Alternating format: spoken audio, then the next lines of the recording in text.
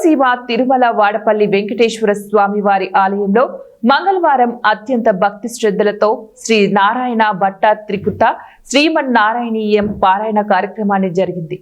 అనకాపల్లి, విశాఖపట్నం, విజయనగరం, తాడపల్లిగూడెం, తుని పరిసర ప్రాంతాల నుంచి శ్రీమన్నారాయణీయ పారాయణ తత్సంగం వారి బృందం భారీగా మహిళలు తరలివచ్చి ఆలయ ప్రాంగణంలో పారాయణ కార్యక్రమాన్ని నిర్వహించారు.